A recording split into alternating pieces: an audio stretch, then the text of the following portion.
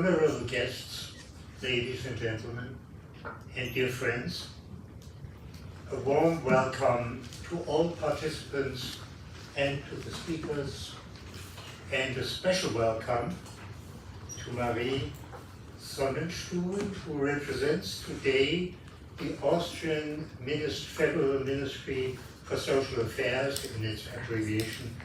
And this ministry is of particular importance because it has sponsored and is still sponsoring today's Come Together. I will mention it later, so welcome. Many thanks for being with us today. It is Friday, of course, and Friday afternoon people hurry to get back home. That's what we see. Last time we had a conference which was not on Friday, and the room was full, even with an overflow.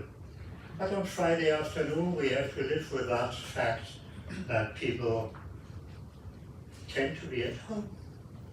Just a very brief information about the organization which is behind this event. The NGO Committee on Aging at the United Nations in Vienna is an officially recognized group of 16 non-governmental associations interested in aging matters, which enjoy consultative status with the Economic and Social Council of the United Nations. That is special. Not everybody has that status.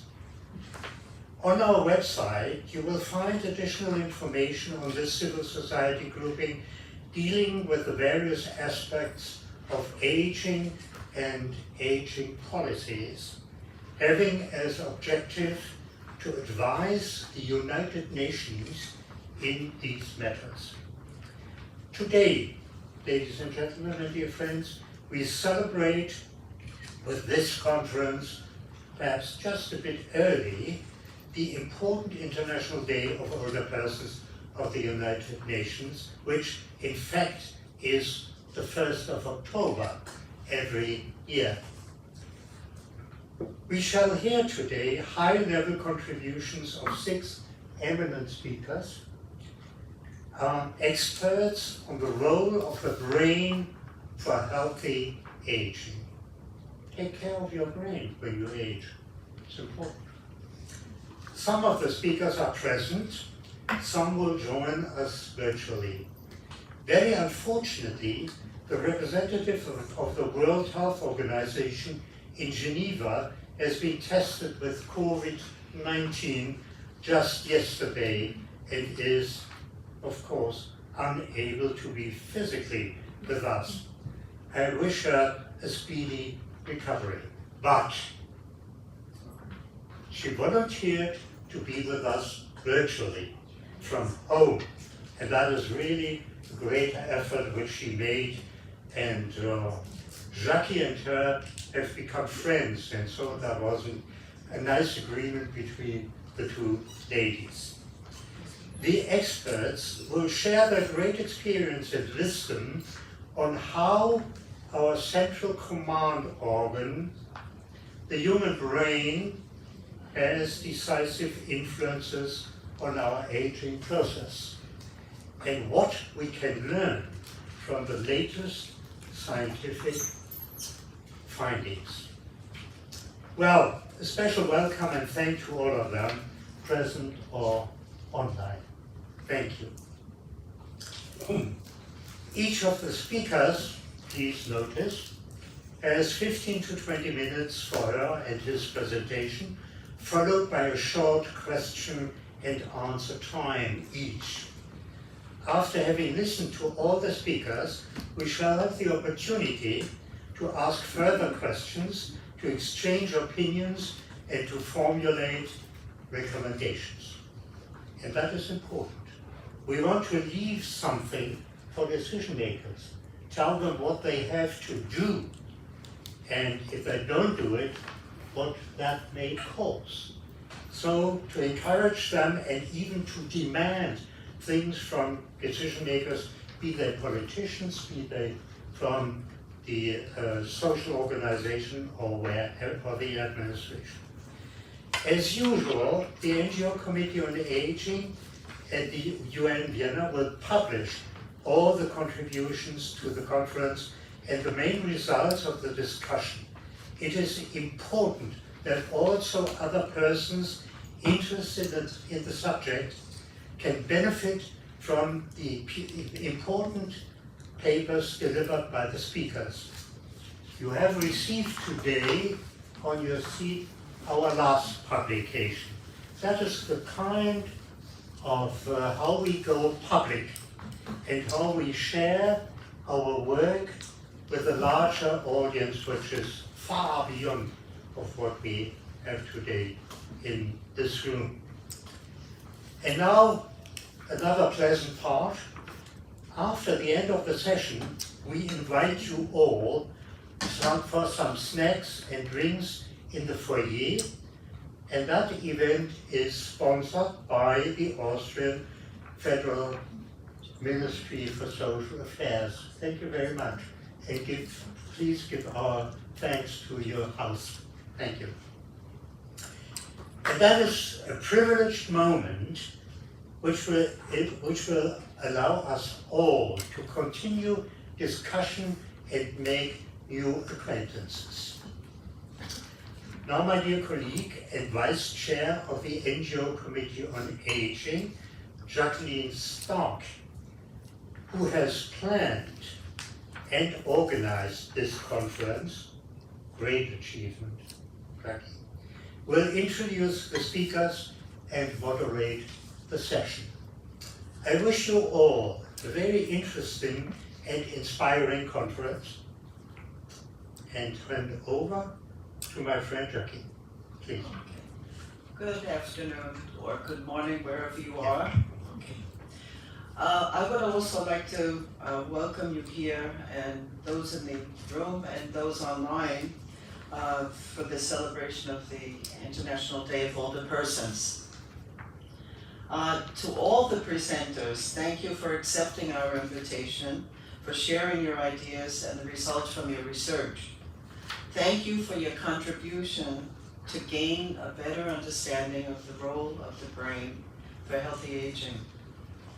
This year's theme means a great deal to me. Every one of us here in the room and around the world wants to stay healthy for as long as possible with a good quality of life. However, due to individual circumstances, this is not possible for many people around the world. From one minute to the next, something happens and their lives change dramatically due to a stroke or a CVA.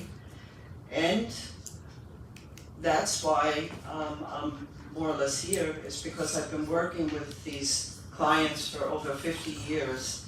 And for me, it's not the role of the brain for healthy aging. For me, it was always to understand the role of the brain in recovering one's language skills following brain damage. So I and those persons with aphasia know how important it is to do everything in one's power to stay healthy.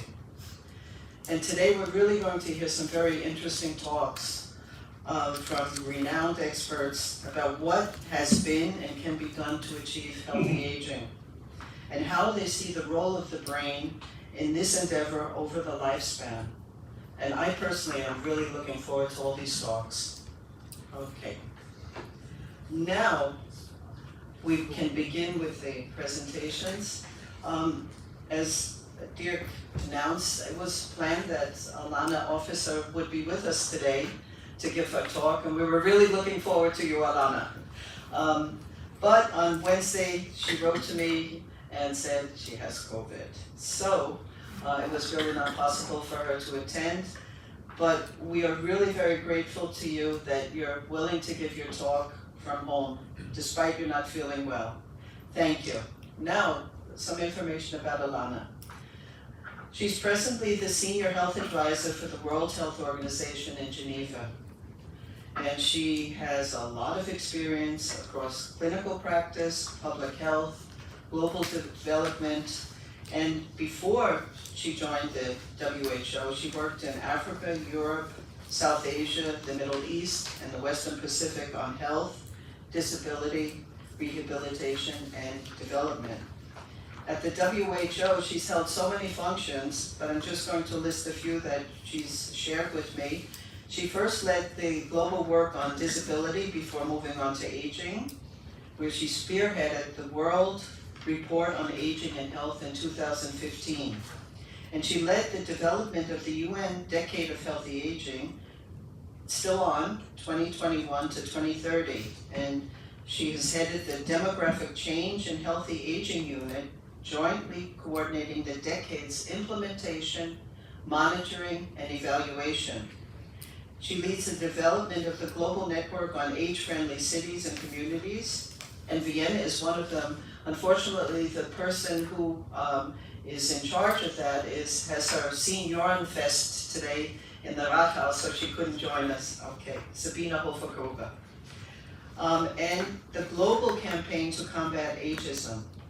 And now, as we all know around the world, the WHO experiences major organizational changes.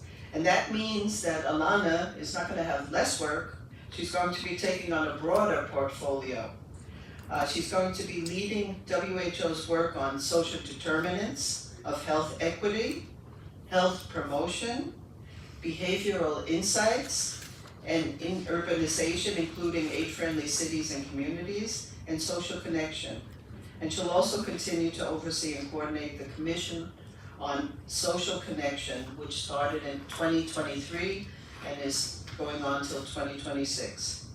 And today, she's reporting on the UN Decade of Healthy Aging, a midpoint, reflection, and forward strategy. Thank you, Elena. The floor is yours. When it comes to aging, we can learn a lot from nature. Consider a tree. As it grows, its rings expand outwards, telling the years gone by. But those rings tell more than just time. If you look between the lines, you will also see how the tree's habitat and living conditions have impacted its life. The healthier the ecosystem, the more it will have thrived. We humans are no different. As we age, our physical and social environment provide us with vital resources, access to healthcare and proper nutrition, opportunities in education and employment. Safe housing and supportive communities become the roots that nourish our development and well-being. So what happens when we grow older if our environment does not sustain us? Just like a tree, our health declines and we struggle to flourish. Over time, we may become disconnected and a burden to others. The UN Decade of Healthy Aging aims to give everyone the opportunity to add life to years, wherever they may live.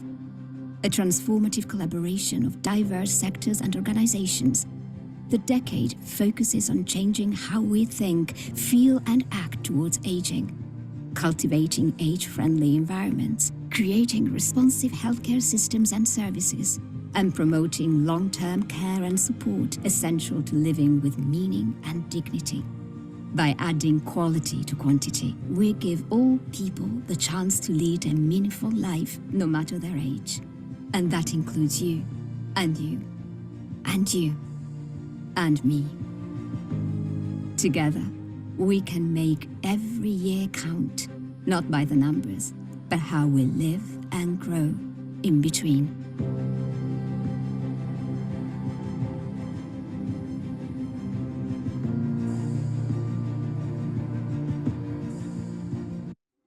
So those action areas, as explained by the video, are challenging ageism, making sure we deliver integrated care, ensuring that people who need long-term care get access to it, and making sure our communities, like Vienna and many others, foster the abilities of older people.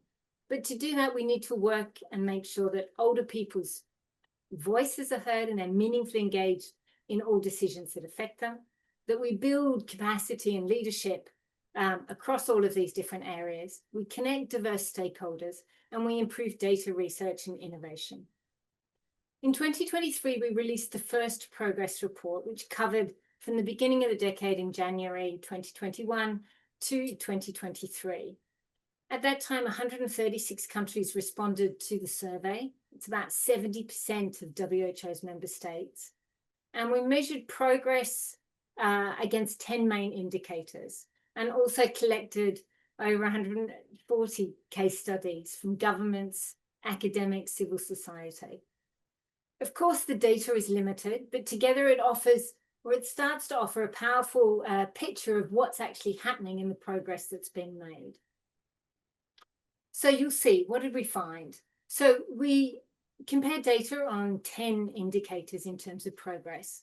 And you can see from the slide that the biggest gains were made in countries adopting anti-discrimination legislation, in improving access to assistive technologies around the world, in creating more age-friendly cities and communities, and ensuring that people could get access to comprehensive health and social care assessments. So that was really where we saw a 20% or more gain in progress from countries. Also, and I think it's an important milestone, we reached up to 87% of countries that actually now have a healthy aging policy, which was up from 73% in 2020 when the decade was adopted.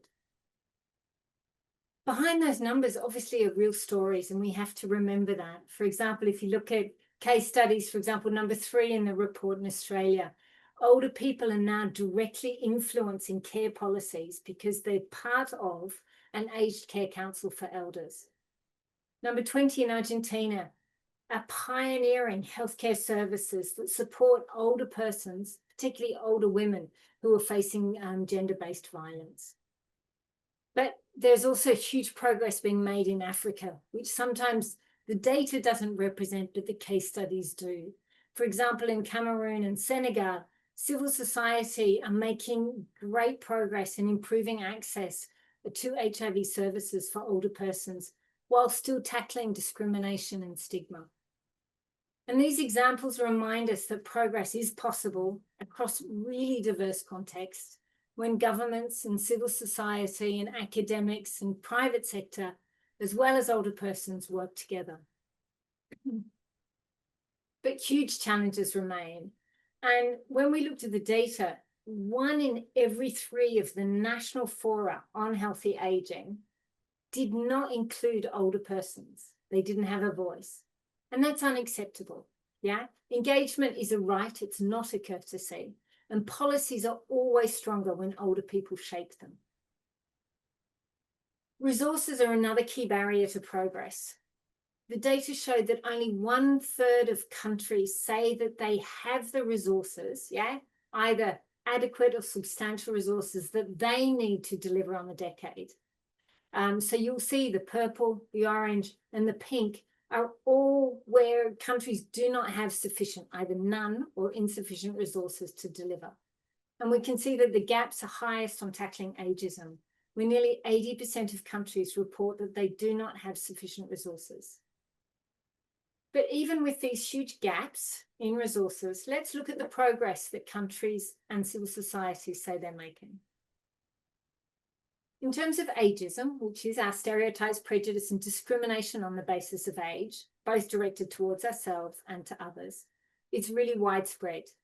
The UN released a report at the beginning of the decade that found that 1 in 2 persons around the world are ageist against older people, yeah? But we're making visible progress. So countries with national anti-discrimination laws, as you would have seen, increased from 60% in 2020 to 83% in 2023. That's progress.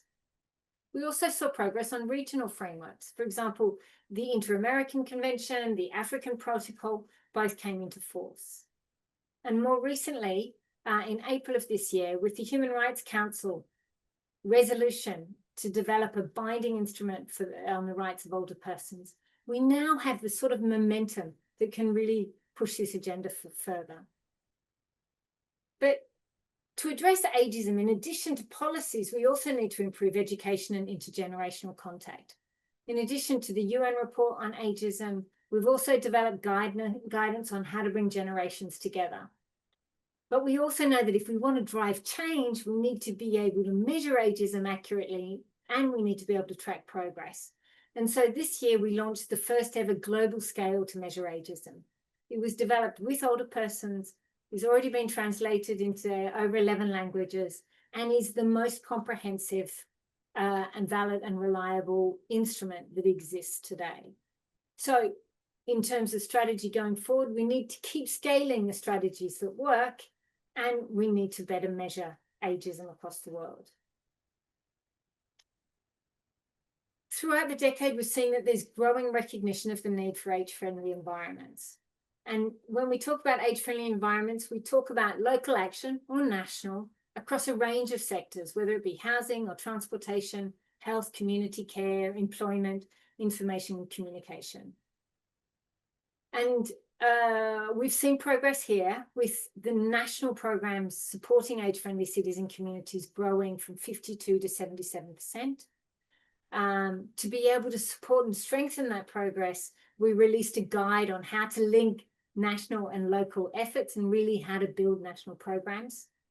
We're already working with 27 national programs or global programs around the world, and they support with us 1,700 cities and communities in 60 countries covering 320 million people. So that's a lot of people that are receiving support as part of the decade that were not before. We've also tried to develop, remember, some of the enablers, building capacity and leadership. We've developed a range of training programs to support any city, any community, any country that wants to become more age-friendly. And already 12,000 people have taken advantage of those trainings in the last couple of years. But there are huge gaps. We need to close regional gaps, particularly in Africa, extend this approach to humanitarian settings, and really ensure that the benefits of age-friendly cities and communities are not only to some older persons, but to all.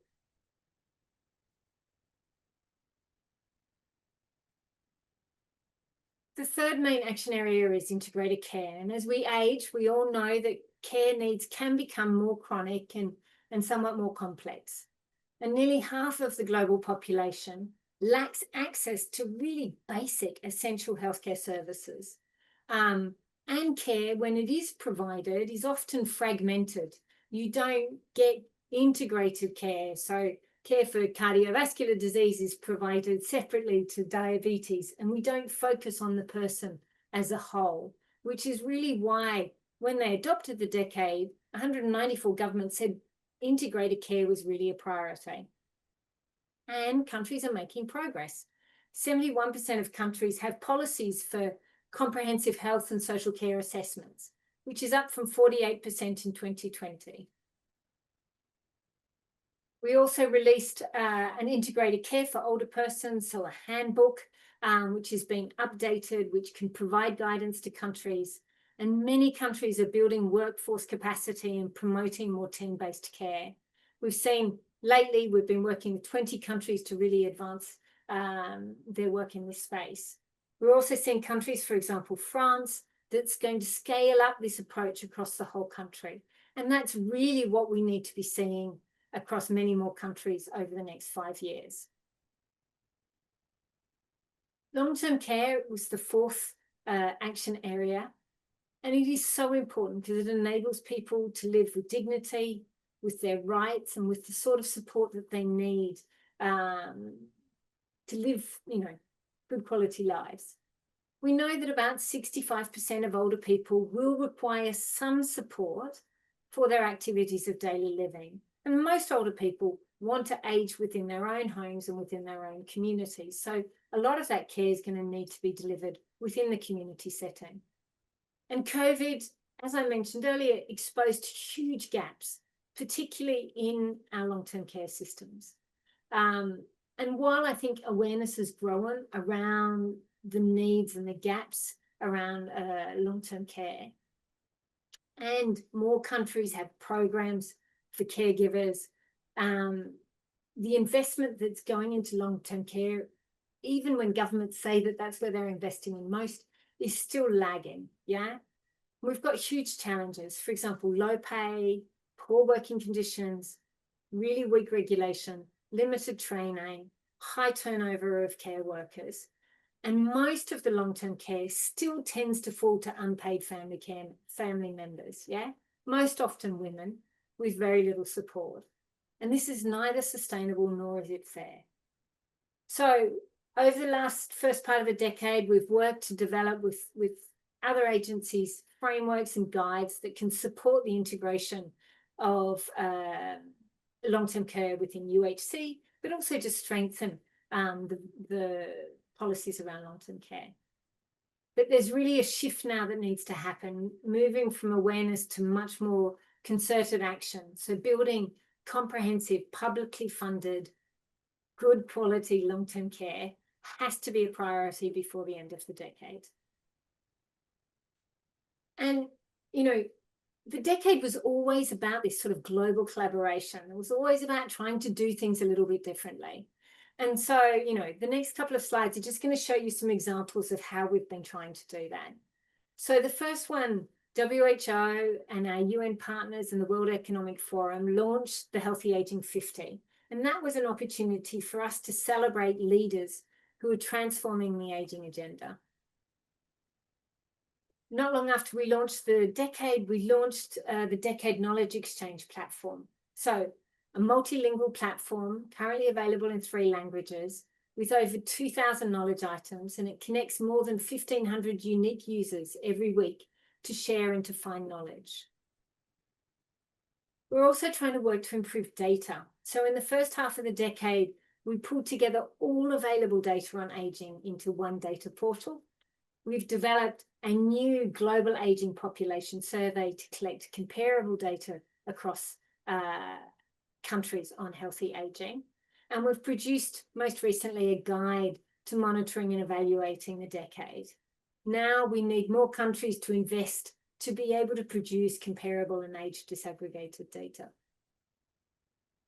And while the decade works across these 4 priority action areas, we also work across a range of cross-cutting issues that require us to work in all of the decade action areas at the same time. You're going to hear much more about that, and I'm looking forward to as well, on brain health. You know, but even in WHO, we have a dementia observatory where we collect all of the knowledge on dementia, which is reviewed by people with dementia themselves. Another opportunity is the work that we do on loneliness and social isolation. And recently, the WHO Commission on Social Connection released a report from loneliness to social connection and looking at what can be done around older persons. We've also been working to advance abuse of, not to advance abuse, to prevent and respond to abuse of older people, which really, you know, with 1 in 6 older people experiencing abuse in their communities and many more in long-term care institution, it has to be a priority for all of us going forward.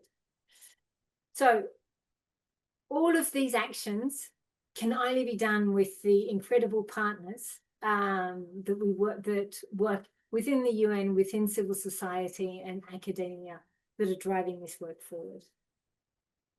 But if we're going to accelerate action, where do we go from here?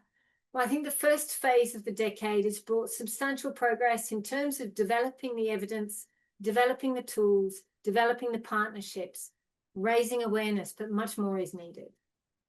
Particularly, we need much deeper engagement of older persons on decisions that affect their lives. We've got some guide there also on voice and meaningful engagement of older persons. We need stronger political commitment. We've got good political commitment, but even stronger in low and middle income countries where 80% of older people are going to be living by 2050. But most of all, we need investment. We already have enough evidence to show what works. But we really need to invest in the evidence around what works. And this has to be the focus over the next 5 years. And it will certainly be the focus of the 2026 progress report, both where investments are being made and where they should be made in the future.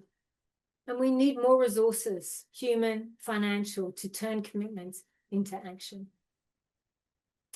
So just a reminder, the decade is really for everyone. It's both for current and future generations of older people. We have to together make the most of this next 5 years. It's a unique opportunity to drive change. And together, I think that we can make every year count. As the film said, not by the numbers, but by how we live and we grow in between. Thank you very much.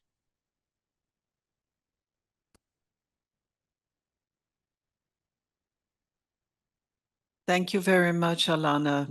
It's very interesting, and she's going to send us an updated copy of the PowerPoint, so we'll have that. The question is, Dr. Sandra Chapman has to run to the airport to catch a flight. So I'm wondering, Alana said that we could send any questions you have to her and she will answer them directly. But is there any immediate question within the room? I think we have to digest all the information that you gave us. It's very important and interesting for us. Is there any one question someone would like to ask in here? Or online, if you show your hand? Renata, is someone asking? Showing a hand? Okay, then we thank you very, very much, and we wish you a speedy, speedy recovery from COVID. And we know that you can make plans all your life, but you never know what's going to happen. And we thank you very much for being part of this event. Thank you, Alana. Thank you so much, Jackie. Sorry I can't be with you. Okay, bye. Our next speaker is Dr. Sandra Chapman. I first met Sandy in the 1980s through Professor Hanna Ulatowska when we were both PhD students working in the field of aphasia. But now when I look at what has happened in the meantime, she is now the Chief Director of the Center for Brain Health and the D. Wiley Distinguished University Professor at the University of Texas at Dallas. I really cannot begin to share her achievements in behavioral brain sciences. If you look up her biography at the University of Texas at Dallas website, you'll find numerous pages, I think 65 pages, of the awards that she's received, the publications, and the projects she has received funding for and carried out over the years. This week, she gave several talks at the United Nations General Assembly, and that's why she's in New York, and she's in her hotel room giving this talk to us today. But today she's sharing her ongoing research, and we thank you, Sandy. And the title of her presentation is Measuring and Increasing the Brain Health Span Across Adulthood, a Global Health Imperative. Thank you, Sandy. The floor is yours. All right. Thank you. Thank you, Jackie. So I am so honored to be here. Let me just get my slides going and to follow Alana to think about how can we add life to our brain is so important because we've really extended longevity, every one of us. In fact, the last 100 years, we've doubled our lifespan. But the sad thing is we've left our brain health span behind so that right now our peak brain years are usually around 30. So that means many of us are living our life with the brain in a state of decline, and we are set out to change that. So let me share my slides. I'm excited. I'm going to share with you sort of my journey. So Jackie's right. I started off in stroke and dementia. And I realized this idea that we've shown neuroplasticity even after stroke and brain injury and early dementia. But what about the healthy brain? Why have we ignored that? Every other part of our body, our heart health, our teeth, our skin, we think about way before something happens. So we're really trying to get people to think what we call left of boom, which is before something happens and you need medical care. How can we take advantage of the amazing organ right inside our head to make our brain stronger every single day? And can we really do that? And can we test it? So this is where we've been focusing for a lot of our time in the last 10 years, actually 25 years, across the lifespan. So you wouldn't start thinking about your skin when you're 50 or 60. why do we start only thinking about our brain? Many of the different studies that have been done start at age 50 or 60, but we know that the more resilience you build early on, the more likely you are to continuously have stronger brain and rebound quicker when things happen like COVID or chemo brain or general anesthesia. And we really want to take our brain in health seriously. So we're working toward increasing our brain health longevity to move, sorry that it's bouncing so quick, because this is the new frontier of human potential. As we think about our countries, every single one of them, their greatest potential is the brain skills to solve, to adapt, to be agile, to connect. How do we take these brain skills and give people wherever they are that? We've got to move from this outdated model of only preventing brain conditions, because typically right now, even for dementia, we're treating something or trying to prevent something that people already have versus working way upstream to see how we can make the brain stronger.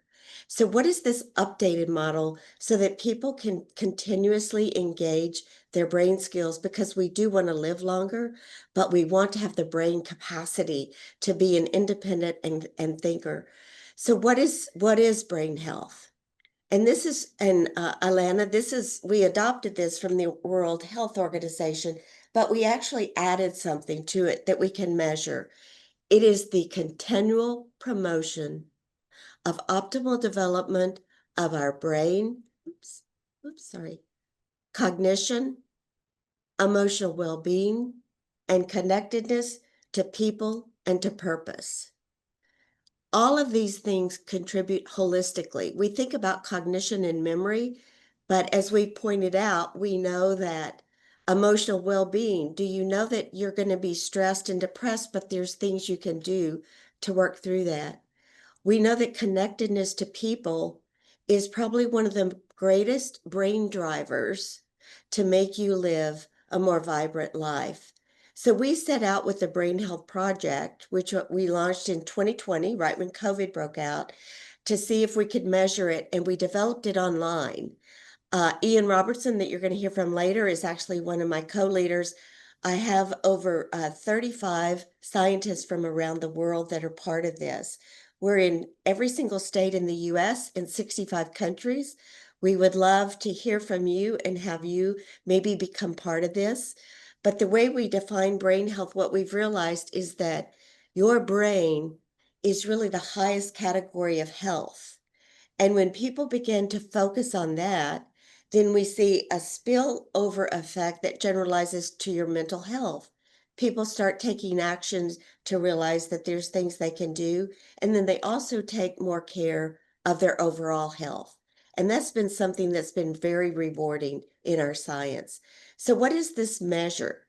So over the last really 25 years, I've worked to develop a measure with our team, with Ian, Jeff Ling, Mark Desposito, and different scientists from Europe, to see, could we measure the upward potential of the human mind? 99% of all of our measures have been developed to detect what's wrong with your brain, or what is your IQ? And we've thought in this fixed mindset.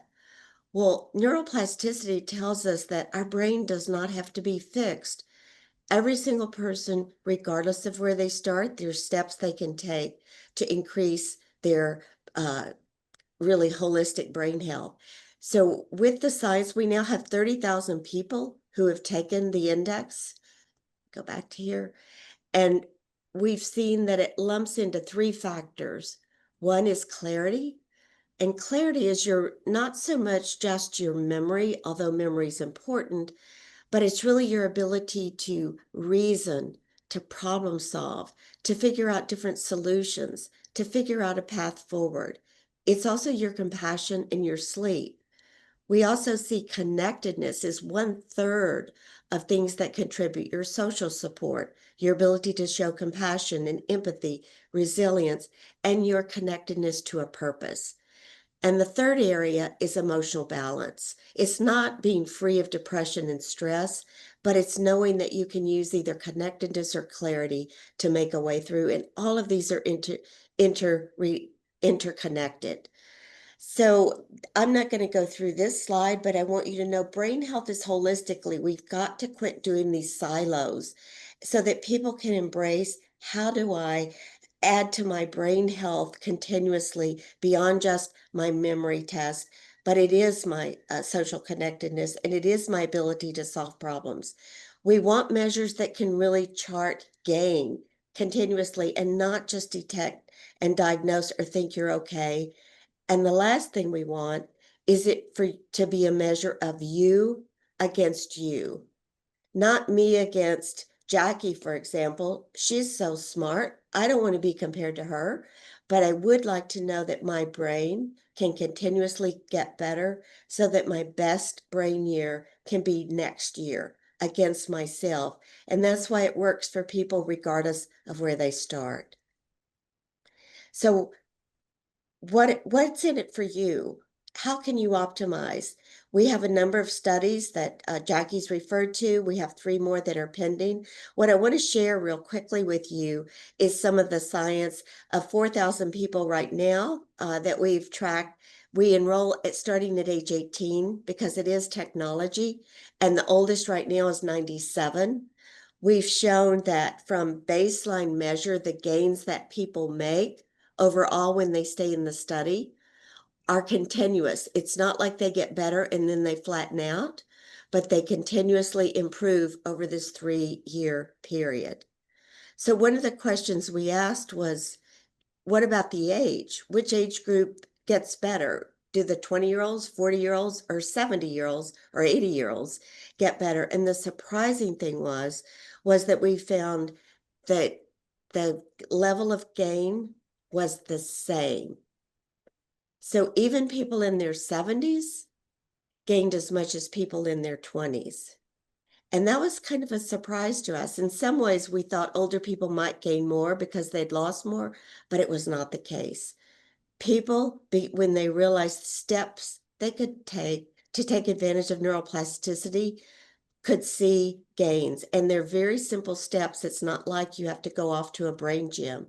We also saw all of those factors, connectedness, clarity, continue to improve across this. The other question that we asked was, what about if you were a low performer at the very beginning? Really, someone that you might be worried about, or someone that's a peak performer. Can the highest CEOs or Navy SEALs, people that are supercharged brain health, we found that regardless of what their starting point was, there was a significant gain over this 3 years. So the lowest performers as well as the highest performers.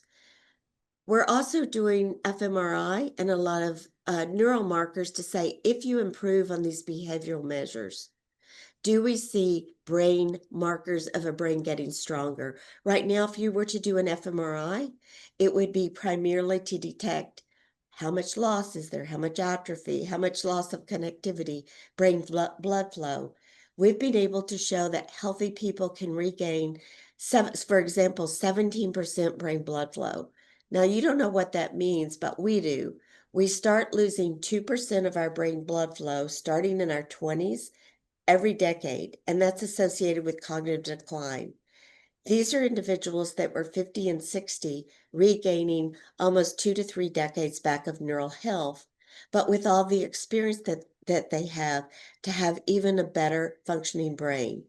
Another measure that we're looking at, and I'm sharing this because it's really exciting, can we have a personalized brain? So it's one thing to say group studies, but we want to know you as an individual.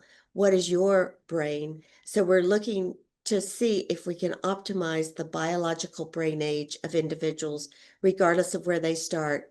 This is just one of the cases. The hemodynamic response is just looking at the neural activity and the brain blood flow. When those meet exactly, then you get this perfectly timed brain that's fed the blood supply. When you're young, you get this really nice peak. As we age, it kind of slows down. This individual that I'm showing here as the case was a 50-year-old who had done this, and their brain was functioning with this hemodynamic response like a 30-year-old. This is an individual, just to share a case study with you, of a 60-year-old gentleman. This is him tracking over 3 years. And what we want you to see is that he had a job, he was high functioning, but we also have people who've lost their job and different things happen. You can see that at 1 year, there was a big dip in his connectedness. So this is his overall holistic index that we want to see if you can be you as good as you are now to maintain, or can you get better over time? And these are the different factors so people can see what's contributing to that. The red is emotional balance, green is connectedness, and C is clarity, the cognitive possibility, ability to abstract. And what surprised him was that connectedness was so important.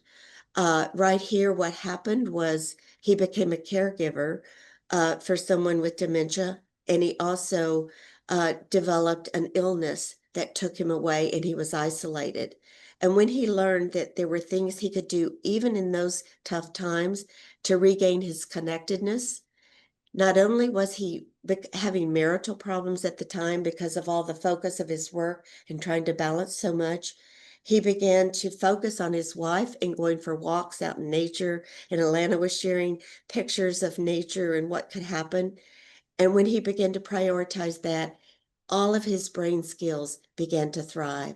So we want people to realize that there's an interaction between all of these.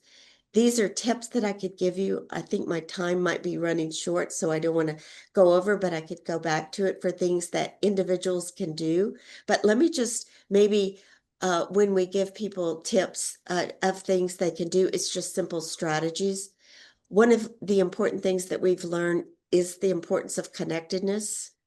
And I say every single day, if you would do 7 acts of compassion, it will change your brain, the neuropharmacy, the connectedness in very significant ways.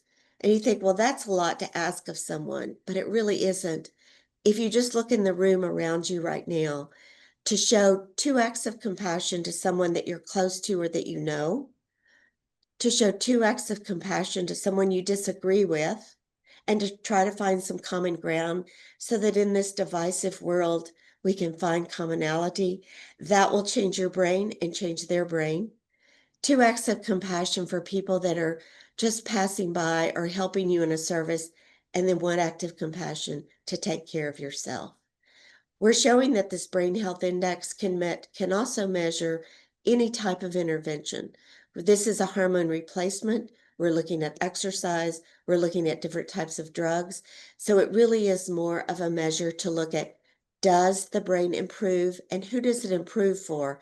Maybe it doesn't work for me, but it works for 20% of the people, and we want to see. We now are in this really exciting time for neuroplasticity, where the moonshot to optimize brain health has never been more urgent. And I think you heard about that from Alana, but it's never been more possible. As we begin to embrace, we think about neuroplasticity in our young kids, the teenagers, it never stops. So instead of thinking the bad outcomes that can happen, embrace in our kids, and that could be our brain. What if we could double our peak brain years that is 30 to 65 or 70? What if we could prevent dementia? We know the Lancet study, just by reducing the risk factors, has shown 45% reduction in dementia. When people engage in these strategies, we see that they push out dementia by years. And what if we can improve overall health? That's a big win. We're also looking at the brainomics of this, not the cost burden that we hear so much of. We know that our loss of brain skills is the #1 cost burden for every single country that's going on. What if we were to look at the cost gain as people keep their brain skills longer? And we have an economics professor that's part of this. It is so tremendous, and we think for every dollar invested, it's 1,000% return on that dollar. Global brain health longevity demands that all of us collaborate. We would so look forward to collaborating with you, and I was so honored for Jackie to invite me to be part of this so we could share some of the science that's exciting. And we're already in many countries. Right now, it's only English speaking, but we hope to translate it in Spanish will be our next language. So thank you so much for letting me be part of it. Thank you, Sandy. We thank you.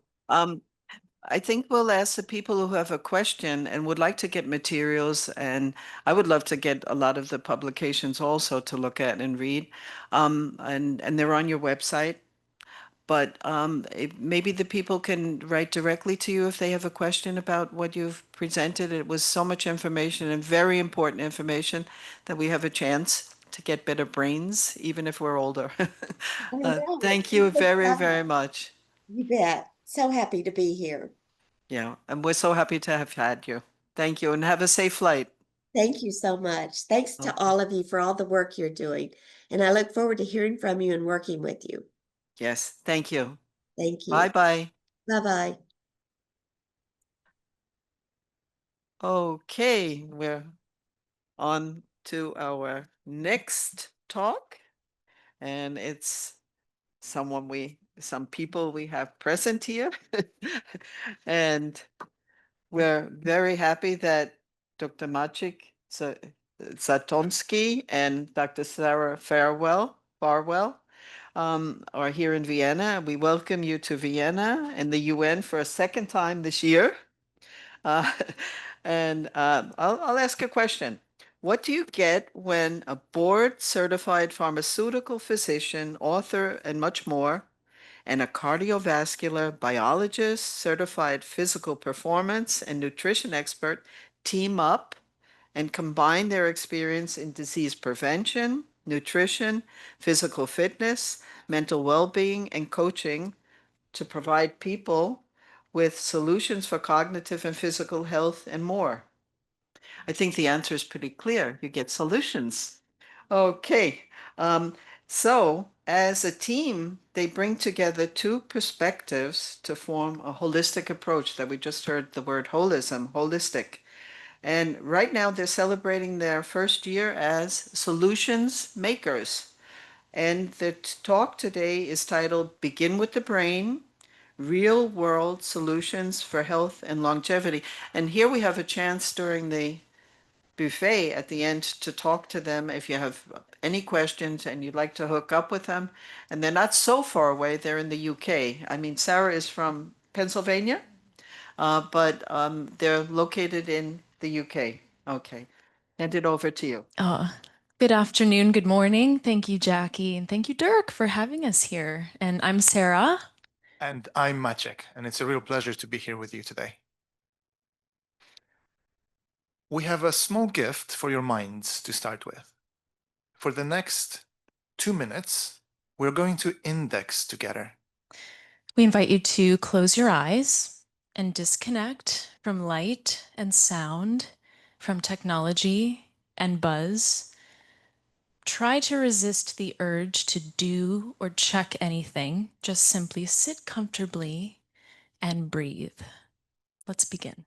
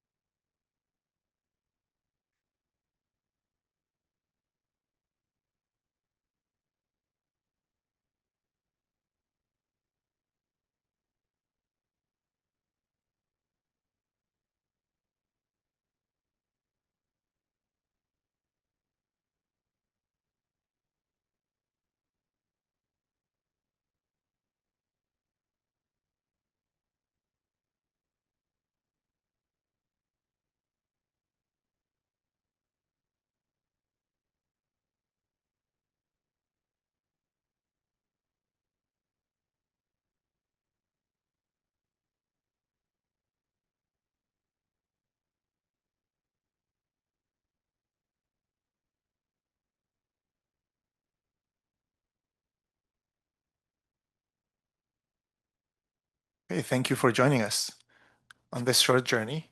Can we please have our slides back on the screen? Despite having access to modern tools, modern technology, thousands of years of medical knowledge that we can all have in a device in the palm of our hand, we live at a time of unprecedented numbers of depression, anxiety, collapse of personal relationships, rapidly declining educational scores across all age groups, highest rates of divorce ever recorded, attention disorders, loneliness, insecurity, over-reliance on pharmaceuticals. In other words, we live at the highest ever recorded mental health crisis ever, many times higher to what was recorded immediately after the atrocities of World War II. Now, we believe that one of the reasons for this is because our brains are simply not designed to manage the huge amount of information we are exposed to every day. To illustrate this, an average person living today is exposed to more new information every week than someone who lived in the 15th century would be exposed to the duration of their entire lifetime. And that is a lot of noise. So imagine a healthy brain to be like a library, and all the books that are stacked neatly on the shelves are everything that you know, you've learned, and you've processed.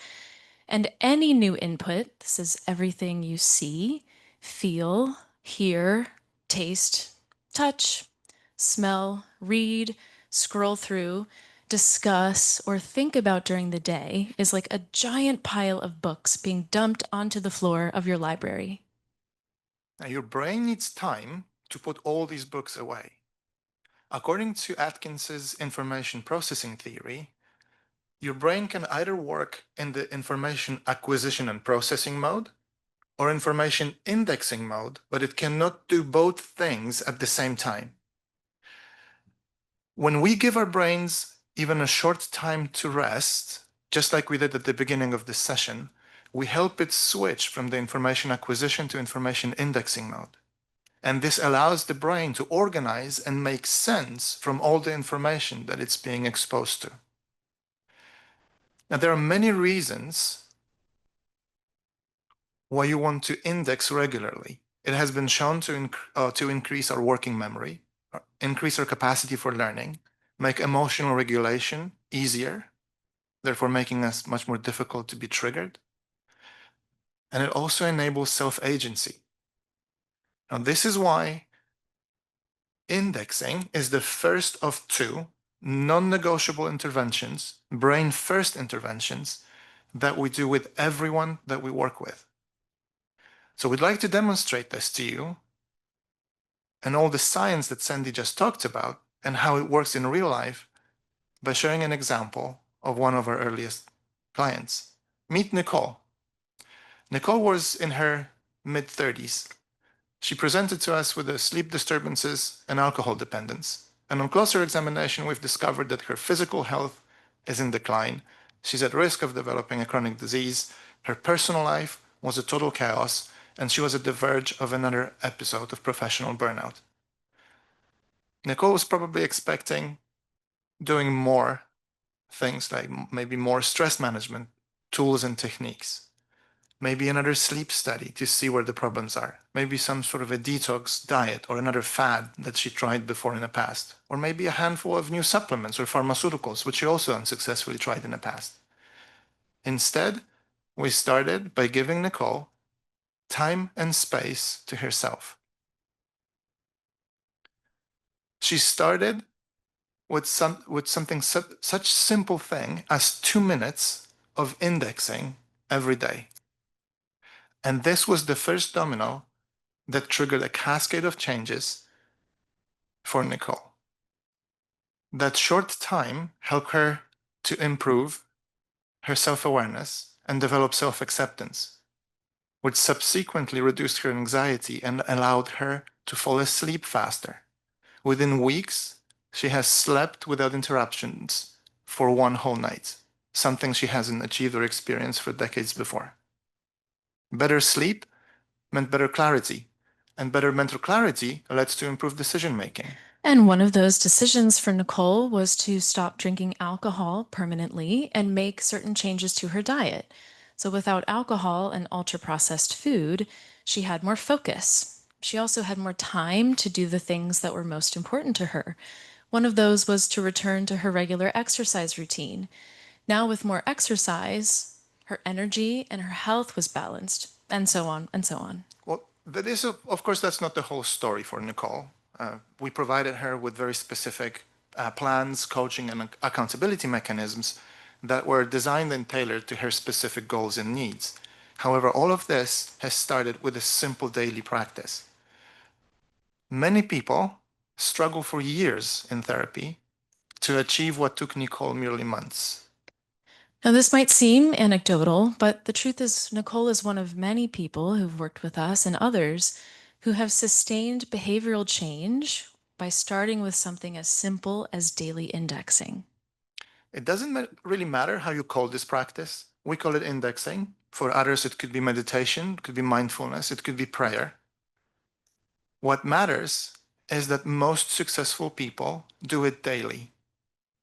For example, Noah Harari, one of the world's most influential thinkers, in a recent interview, he admitted to spending at least 2 hours every day on indexing.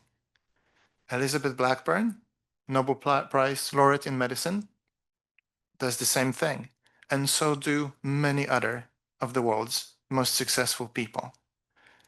There's more. It is not enough just to sit in silence to index the information that you have been exposed to. It also matters, what do you put into your library? So just like your body needs nourishment from quality foods, an appropriate amount of time to digest it, your brain needs nourishment with the quality of information and a time to index it. So our dual method together is about knowing what domino to push so that the outcomes, like a healthier body or a healthy brain, become the byproducts of these brain-first interventions. So let's take Nicole again as an example. The byproducts for her could include things like the reduced rate of cognitive decline, or the reduced risk of developing a chronic condition, improved mental wellness, improved resilience, and so on and so on. And we know that from Nicole that she continues to experience benefits of this practice years later. So these are the reasons why we believe that healthy aging begins with the brain. So our brains are desperate for rest. They are inundated with information. Meanwhile, our bodies are constantly at rest. Life is convenient. We sit, we drive to work to sit, we shop online, we have things delivered. Most of our daily lives do not require any form of physical exercise or movement or effort, especially the kind that our ancestral brains are accustomed to. So this is why movement is the second brain-first intervention we have for healthy living. Movement, like low to moderate daily exercise, especially the kind of walking as if you were late to a meeting, has numerous benefits for the brain and body that are directly related to how well we age. For example, it delivers more blood and oxygen to the brain, decreases neuroinflammation, increases neuroplasticity, improves sleep and sleep quality, and decreases feelings of worry and sadness. Yes, so we have another real-world example to show you how simple interventions work in practice. Meet James. James was a gentleman in his late 50s who has been living with a chronic metabolic disease since early childhood, and it was managed fairly well. But as he started to experience aging, he came to us asking for improvements to his physical fitness or physical plans, nutrition. He also wanted to lose a little bit of body weight and a little bit of body fat. Now, he was probably expecting a revision of his diet, maybe a new exercise plan or regimen, or maybe a handful of new supplements, as it typically happens. But because James paid up front, he was up for a little disappointment. Yes, we started with 2 10-minute walks, one in the morning and one after dinner. And these walks for James was the first domino. So walks after meals improved his glycemic control. With more stable blood glucose levels, he had steadier energy throughout the day. Without those energy fluctuations, his snacking habit reduced. Less snacks meant less calories consumed during the day and achieved his weight loss goals over time. But at the same time, every walk also meant uninterrupted, undistracted time to himself. And as you remember from Nicole's examples, it triggers also a cascade of changes. His self-awareness and mood went up because of walks in the nature. That led to improved decision-making, which subsequently resulted in making better food choices, which helped to sustain the fat loss. This, in turn, gave him more energy every day and even more time for extra movement. What was interesting was that James voluntarily started to incorporate additional metabolic training at the days when he expected to have significant increase in his mental workload, whether it was at work or in his personal life. And as a consequence of this, his work productivity went up, and he was soon recognized by a promotion from his manager. Of course, this isn't the whole story, again, for James and the now many others who have started with this similar domino. But James combined daily indexing and exercise habits, and over time, he developed the confidence to face fears and emotions that had held him back for decades. He started to change his environment. He practiced gratitude and self-acceptance. His relationships changed. And James later told us that he could now do things that he previously thought impossible. Indexing and movement. Well, those things are not new. Our brains and bodies have largely remained unchanged for thousands of years. What has changed, however, is the environment, but also the tools, technology, and the science that allows us to understand why those practices work and why a healthy brain is the foundation of a healthy body and therefore a long, prosperous, purposeful, and healthy life.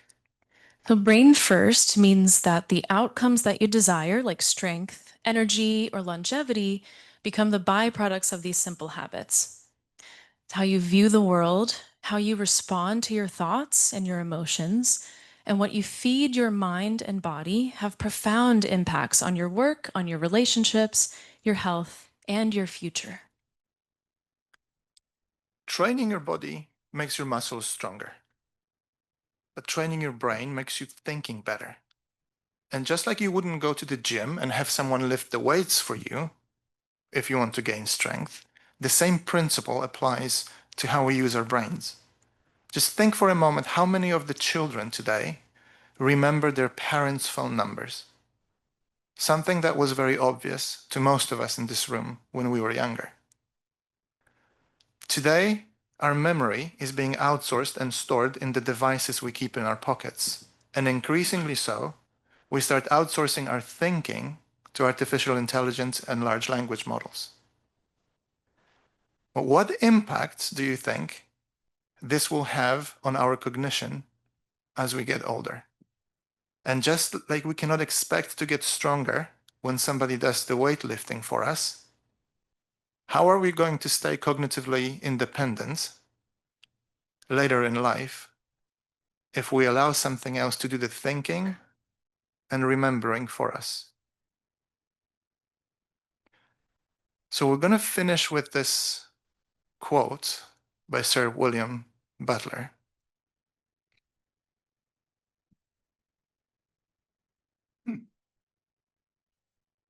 Our brains and bodies are not separate. To age well, to live well, we must train both.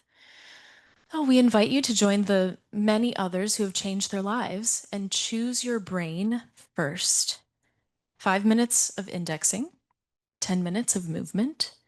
Knock that first domino, and the rest will follow. Thank you. Thank you. Thank you. That's really, really good. Really interesting. It's easy to understand. We just have to practice it. But does anyone have any questions here in the room or online? Really, very good. Now I know what solutions makers means. I watched an iPod about them of an hour. I can't remember the guy's name who did it. I was trying to find it again to read, just go over it.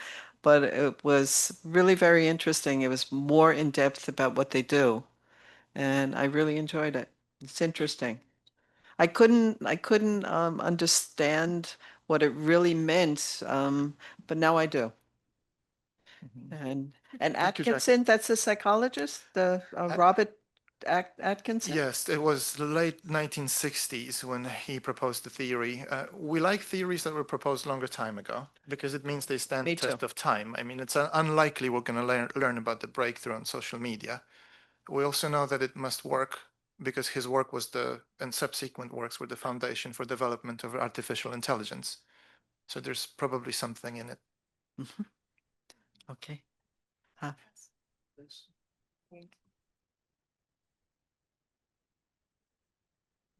Right. It's the big one. Yeah, now it works. Usually it was considered, this is how I learned, that the sleep is the recovery time for the brain. So now you suggest, except for the sleep, above the sleep, to give a recovery during the daytime. Do I understand you correctly? Yes.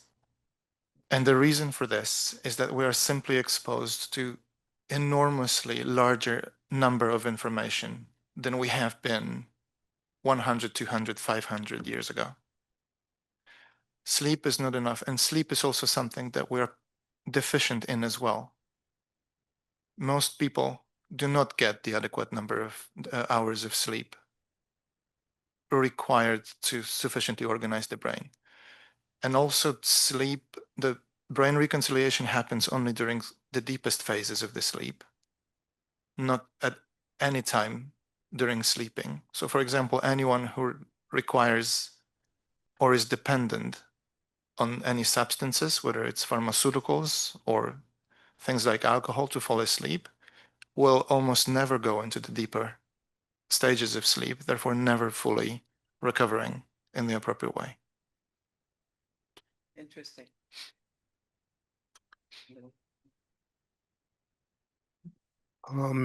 Just a question to you, Sara and Maciej. Can we use the elements of your speeches for a sort of manual which we may offer to relationships and to members, etc.? These are the main points you should keep in your mind. Doing so, and you have a better chance to age happily. Yeah? Do I have the permission? Absolutely. And Thank you. we're happy to provide you, Dirk, with more resources. We have them published online and available too. Wonderful. Thank you. The next talk is by Professor Ian Robertson, and he is the T. Boone Pickens Distinguished Chair at the University of Texas at Dallas, and he's also the Professor Emeritus at Trinity College in Dublin, Ireland. And he's had so many positions that I couldn't list them all here. He's a renowned neuroscientist and cognitive psychologist who is a member of Sandy Chapman's team since 2016, if I'm correct. Yeah. And for me, his work on brain plasticity and rehabilitation has been very important. And I have cited what I call a classic publication that you co-authored with Jay Moore, Rehabilitation of Brain Damage, Brain Plasticity, and Principles of Guided Recovery, several times in publications. And I really think your work is very impressive and very important. Today, his presentation is Confident Aging, Findings from the Brain Health Project. And the floor is yours, Ian. And thank you for being part of this event. Oh, thank you very much indeed, Jackie. It's a privilege to be part of this fascinating event and to hear the global perspectives on aging, because it's something that the world is going to have to grapple with enormously. So I'll just share my screen now. The Brain Health Project is offering to many thousands of people across the USA, but also in other parts of the world, a web-based interface with real human coaching available as part of this, where people can have access to methods for improving how efficiently they use their brain by training in specific methods, stress management and training in relaxation of the type we've just heard about in the mindfulness study there, and also advice about physical activity and social connectedness. So it's a comprehensive program that's available to anyone who wants to join it now. Anyone that's completely free. It's not no finances involved here.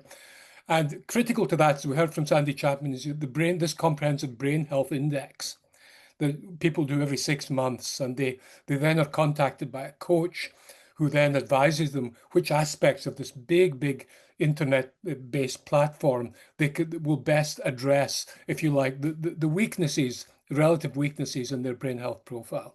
And they also have access then to nudges and the little reminders about what things they should do in their behavior. So it's a comprehensive, technology-based, completely scalable way of intervening in brain health. And so Sandy gave you the quite remarkable data about this, showing that it affects how people perform at any age, and is independent of their level at which they begin. And that just is what we understand about brain plasticity. So I want to talk now about just more generally about aging and about a particular aspect of this, which has to do with the concept of agency and control as we age. Now, here we have the Brain Health Index data that Sandy showed, but this is by utilization. That is, this is several thousand people between time 1 and time 2 over a 1-year period. How much did they actually go online and use the resources that are on the website for this?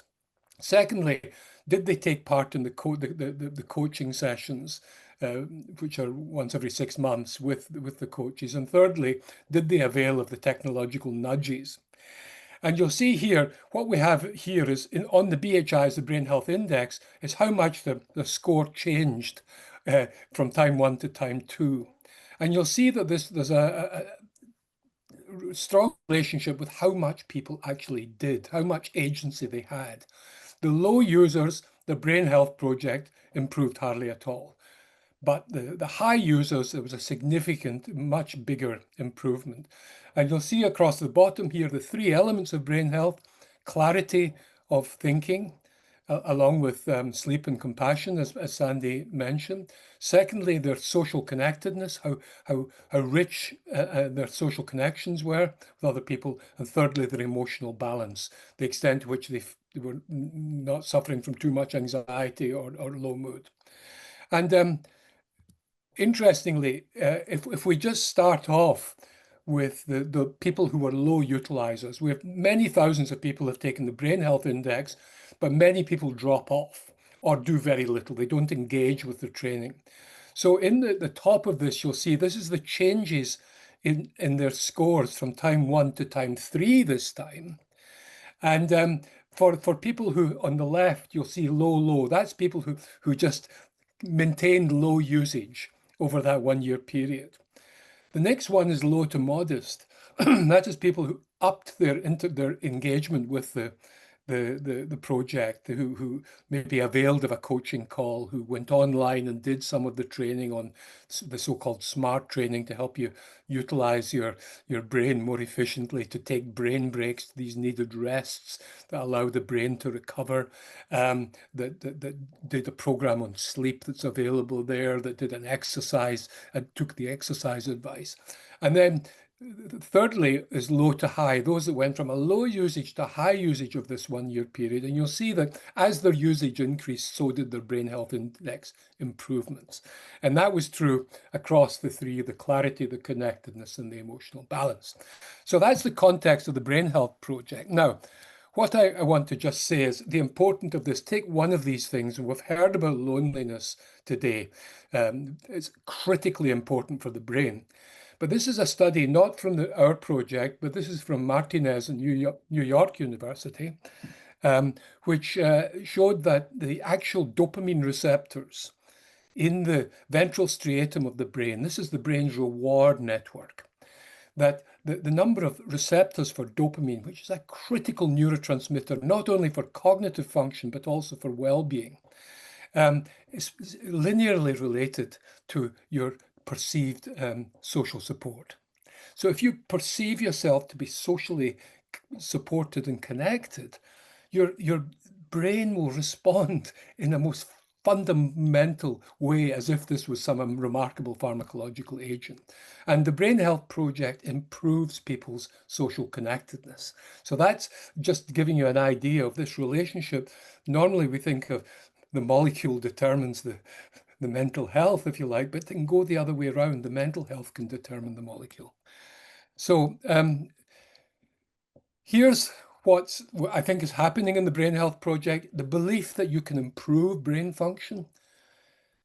You have to have that belief. If you then take action, and knowing what we do about neuroplasticity, if we take action, we now know you can improve your brain health, not only superficially, but at fundamental biological levels.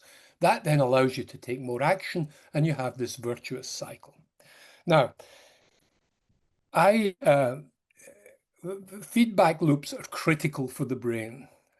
And let's take an example that you take exercise, but when you're taking the exercise, you go out, you fall over your ankle and have a painful injury. Here's what can happen here normally to a normal person.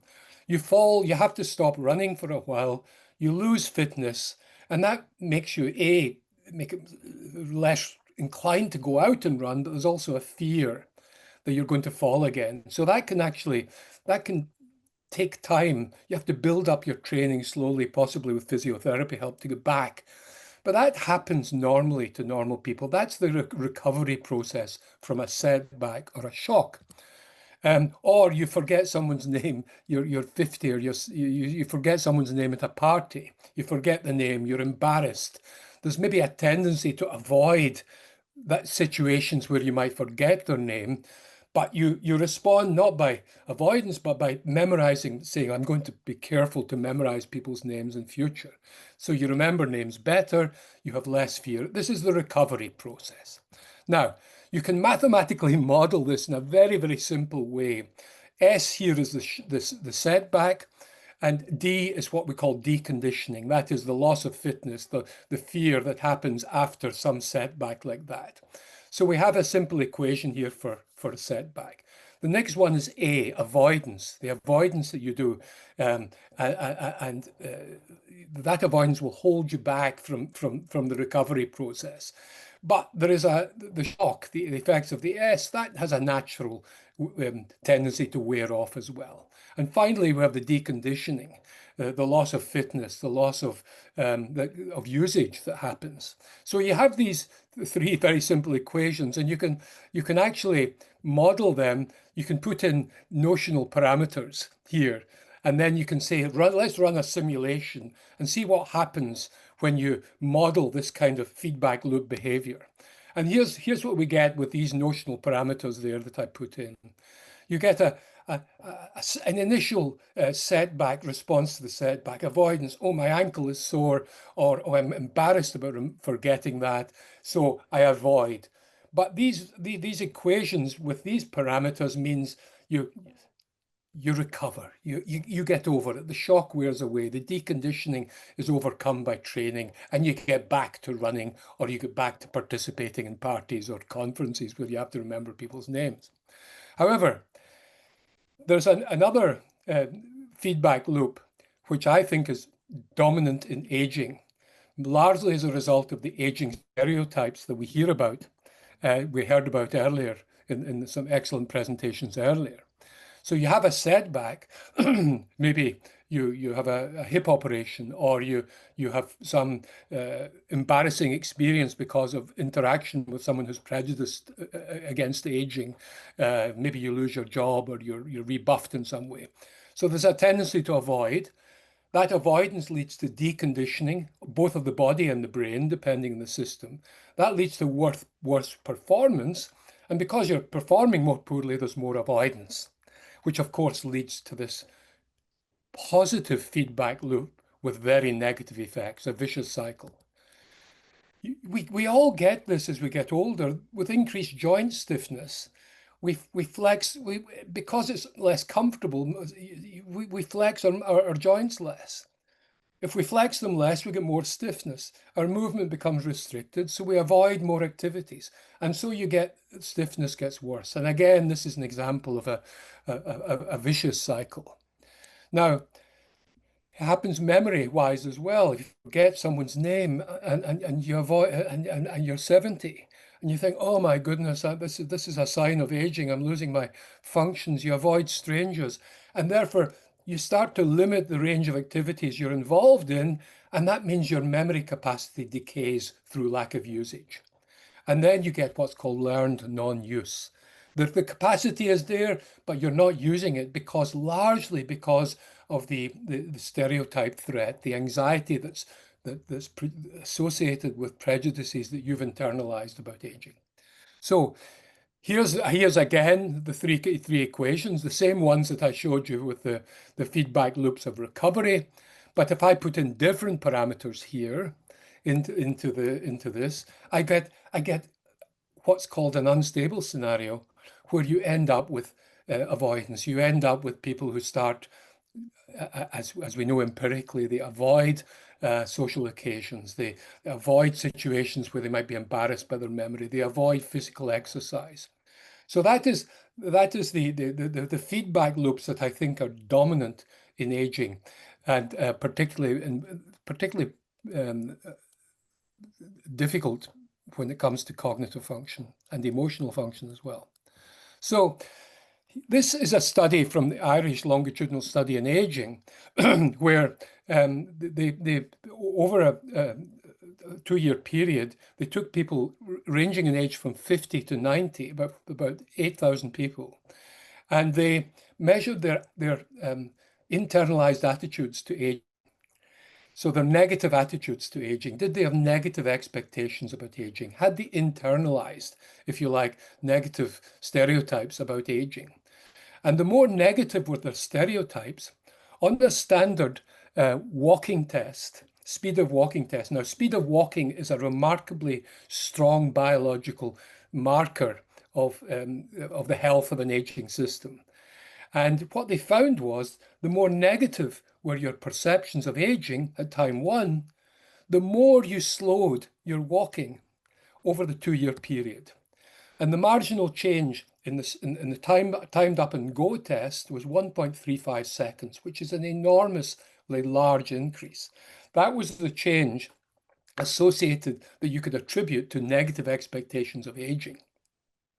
So that to me is and there are many, there's also examples from the cognitive domain that people who have internalized stereotypes about aging and have negative expectations about aging, they tend to go to create these kind of parameters in the feedback loops and develop these kind of this kind of model, as opposed to the recovery model that I showed you at the beginning. Now, how do we mitigate against positive feedback loops? And by positive here, I mean the fact that the effects are magnified by constant cycles, not that they're good. So they're positive but bad feedback loops. So I'm going to argue here that confident aging is critical here. Confidence is a potential antidote. Now, what is confidence? It's not optimism. Optimism is the belief that things will turn out, and it's not self-esteem. That's your self-evaluation. The critical thing about confidence is that it empowers action, and has 2 components to that: what's called efficacy expectations, or can do, and outcome expectations, or can happen. And that gives 4 states of the brain. If you don't believe you can do something and you don't believe there'll be good effects of doing it, you have apathy, and that results in significant effects in the brain I'll talk about in a minute. If you think you can do something, but you believe you'll be thwarted, the outcome won't happen, that tends to make you angry. If you believe you can't do anything, but if you could, you'd have the good outcome, that makes you anxious. Whereas if you have the two strands of the bridge, can do and can happen, that activates your brain in a very positive way. And the neurotransmitter dopamine is deactivated in apathy, which has all profoundly negative effects on both brain in terms of cognitive function, but also emotional function, depression, mood, and motivation. The bottom right there, activation, increase in dopamine has positive effects on cognition, on motivation, on mood, on cognitive function, and also on your ability to influence other people. Your status in other people's eyes increases in that state. So I'm not going to talk about the anger and anxiety. That's a different neurotransmitter system, norepinephrine or noradrenaline. So, and we now know that confidence activates particular regions of the brain, particularly those associated with action. And this is a summary from one study. The feeling of confidence was associated with increase in reward, memory, and motor-related areas, including bilateral striatum and the hippocampus. Less confidence activated negative emotion centers and self-reflection centers. These are the nitty-gritty of the effects of negative stereotypes in aging, I believe. So here's my equations for the antidote to these feedback loops that I was talking about. P is performance, and which performance declines with age. We have to accept that in all sorts of areas, but confidence is a potential antidote to that because of its biological effects. And similarly, confidence is inclined to decline with age if we do nothing about it. But if we can improve our performance, then the confidence increases. So that's a virtuous cycle as well. So if you put in sample parameters that and run the simulation, here you have the green is with where you have high initial confidence, and this is some notional performance parameter here, whereas the red here, the bottom curve, is low initial confidence. Confidence acts exponentially in the brain, we know that, and in behavior. There's been economic studies showing that. So I just want to finish off here by saying that in relation to the Brain Health Project, there are biological effects of going online and doing smart training, doing the stress management training, doing the advice about your social networks, getting the coaching, taking advice about your sleep, taking advice about exercise, for example. All of these things have biological effects in the brain. We know, as Sandy Chapman was showing, we get effects even in cerebral blood flow and in hemodynamic response as well in the cells in the brain.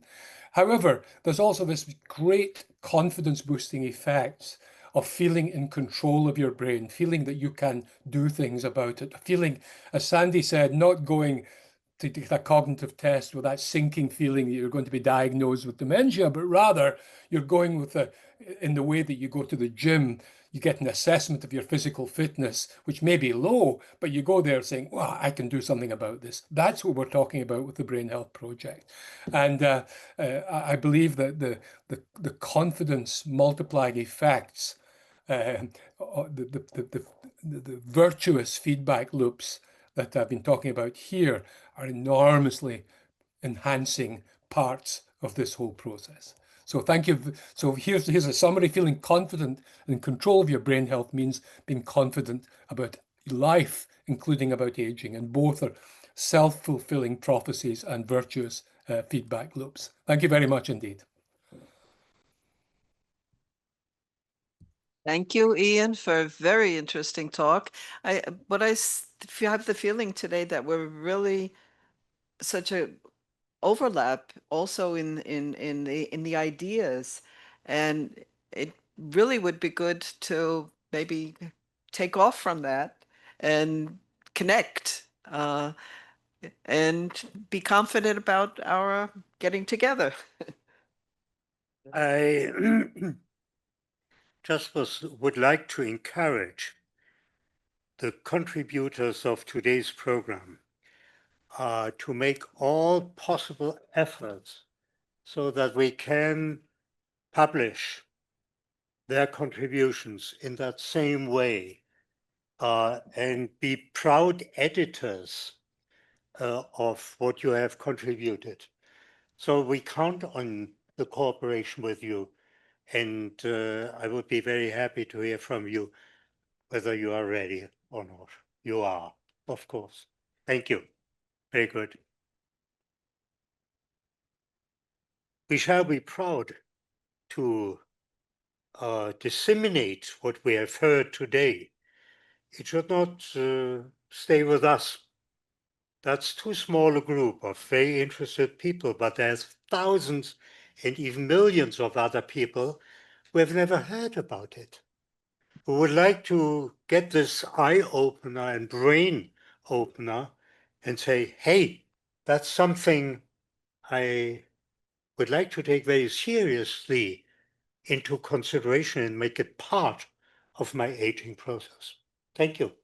Yeah, we'll be putting the recordings on the website when they're ready, and we have also a handout with the abstracts. So anyone who has registered online or who is here, we'll be sending it to you if we have your email address. Okay, that would be important. Maybe we'll before we go out to the buffet, you can sign up for it if you're not There's a lot in the of list. contribution, isn't it? Yeah, I know, but I'm just saying Yep. for this. Yeah. Okay. Good. Ian, are you going to be online if we have any questions at the end after? Yes, yes, indeed. Okay, Sophia. Okay.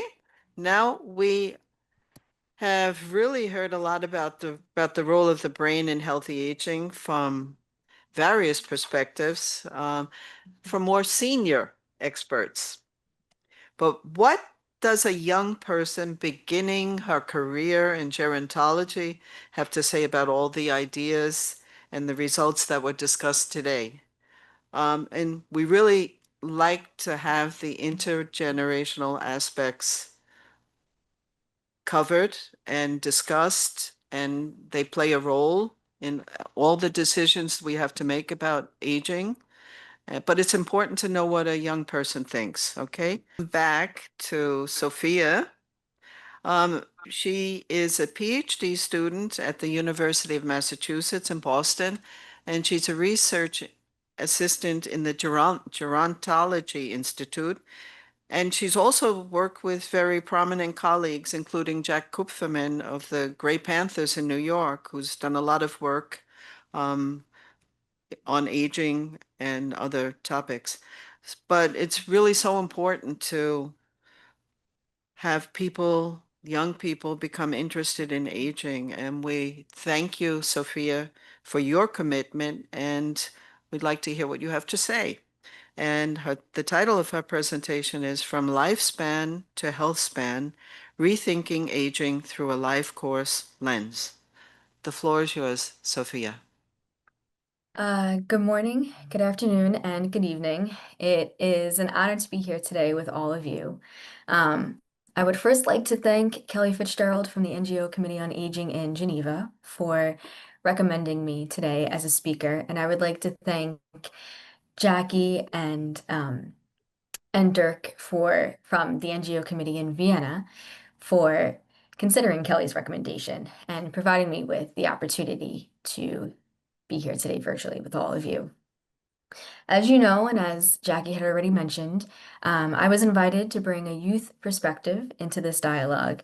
And when I reflect on that role, I see it not as separate from the voices we have already heard from and their incredible work that they are doing and we're able to talk about and share with us today, but as part of a continuum. We all know that aging is not something that suddenly arrives at a particular birthday. It is unfolding right now for every person in this room. Each choice we make, each environment we shape, each policy we design is already influencing older adulthood. Many are already at, or some of us will, one day, if we are so lucky, be at older adulthood. For too long, measurements of progress within older adulthood primarily revolved around this idea of expanding one's lifespan. This is, of course, a tremendous achievement of scientific and public health. But as we know, years alone are not enough. Health span, the years lived with vitality, purpose, and connection is what truly matters. If the 20th century was about adding years to life, the 21st must be about adding life to those years. And I think today's panelists that I am so fortunate to be with have presented that. What inspires me about the discussion today is that we make this shift tangible. We are learning that health span is not an abstract idea, but something we can actively shape. Science now shows that the brain, the seat of memory, emotion, and decision-making, can be strengthened through intentional practices at any stage of life. This reframes aging not as a process of inevitable decline, but as a lifelong opportunity to cultivate resilience. For younger generations, this is especially empowering. It tells us that we do not need to wait until later in life to invest in one's well-being. Every healthy habit we form today, movement, rest, connection, and reflection, is a direct investment in the decades to come. Equally important, brain health helps us sustain the other pillars of health. Nutrition, exercise, sleep, and social engagement are often treated as separate concerns. Yet it is the brain that enables us to follow through, to make decisions that align with our goals, and to adapt when circumstances change. When we place the brain at the center of health, everything else comes into alignment, as we know. This insight is essential not only for older persons striving to maintain their autonomy, but also for young people navigating the pressures of modern life at a time when so many of us struggle with stress, distraction, and disconnection. Nurturing brain health is a way to anchor ourselves and to build the habits that will carry us through for decades to come. Thank you to my fellow panelists for shedding light on this today. At the same time, individual action must be matched by broader support. The UN Decade of Healthy Aging reminds us that environments shape outcomes. Access to safe housing, community programs, age-friendly spaces, and supportive healthcare systems all play decisive roles in determining whether additional years are lived in health or in hardship. From my perspective, in the United States, inequities in health span are impossible to ignore. Income, race, and geography remain powerful determinants of how well or how poorly people age. And this is why collective action is so important. Without supportive structures, the benefits of longevity will remain unevenly distributed. With them, we can make healthy aging a shared opportunity. This brings me to what I believe is the most important message for my generation. Healthy aging is not someone else's concern. It is our concern. That seems daunting, I know, but the practices that sustain well-being later in life are the very practices we need to manage stress, foster resilience, and build meaningful relationships. By investing in our health span today, we also help reshape the social narrative around aging. We show that it is not something to fear, but something to prepare for with intention. And for older generations, the opportunity is equally powerful. By continuing to invest in your health span, you demonstrate that growth is lifelong. You provide the examples and encouragement that younger people need to believe that aging can be vibrant and engaged. This is intergenerational solidarity in action from my perspective. Older persons modeling possibility, younger persons carrying that possibility forward, and researchers and policymakers ensuring that the structures around us make it attainable for all. So as we prepare for this year's International Day of Older Persons, let us commit to rethinking about longevity and what that means. Let us move beyond counting years and instead ask how fully those years are lived. Let us see health span as the true measure of progress, something shaped by individual choices, advanced by scientific discovery, and reinforced by policies that create supportive environments. Lifespan tells us how long we live, health span tells us how fully we live, and it's within our collective power as individuals, as researchers, and as policymakers, and as a community as well, to bring those two measures into alignment. If we succeed, we will not only live longer lives, we will live better ones. Thank you again for this opportunity.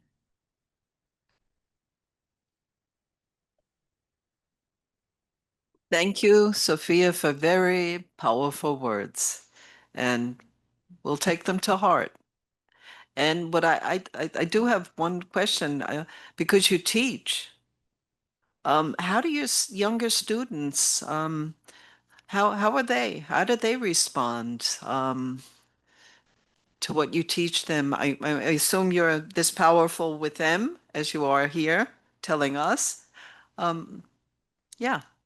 Well, I hope so. I mean, at the moment, I am a teaching assistant, so I am working alongside a full-time professor, a tenured professor. But in collaboration, we both work together and we ensure that we are currently teaching a diversity and aging class. And we give them the knowledge and the skills that they need to understand that, you know, when looking at an older adult, not everybody is that they're not the same as another older adult that you might come in contact with. And so I think for us and for me as a TA, we try to make sure that younger generations understand that there's so much that impacts and affects how somebody ages and what they experience, either personally, their habits, like we know today, so the habits that they create or what they experience within their communities or cumulatively throughout their life course, and how that can be associated with the way that what they age. And so, you know, I hope that, and it seems like many of our students do understand that, you know, investing in themselves now is important for their future selves, but also, you know, investing in the understanding that even now older adults are so diverse. And so I do hope that I am able to encourage them at least to look at aging in a different way. Okay, thank you. Are there any, I keep seeing things popped up. Are they questions to Sophia, or does anyone here have a question to her? And I was also asked to ask all of you online and here if you have any recommendations for us for what, Dirk? Yeah. I didn't catch the last part of what you were telling me. You know, thank you. You know, we can obviously publish the records of these excellent contributions. But in my understanding, that is not enough. Because we all came on that path of understanding more and more to points where we thought and still think that perhaps policymakers lag behind, that perhaps research has not yet advanced sufficiently, that perhaps civil society does not pay enough attention to not only the phenomenon of aging, but the opportunities which we have if we do the right things. So we may wish to demand action from decision makers, the right action, the right decisions, and we may wish to give them ideas for new thoughts so that they can circulate that in, what is it called, the brain, right? Yeah. and not only circulate it, but filter out the right decision out of that.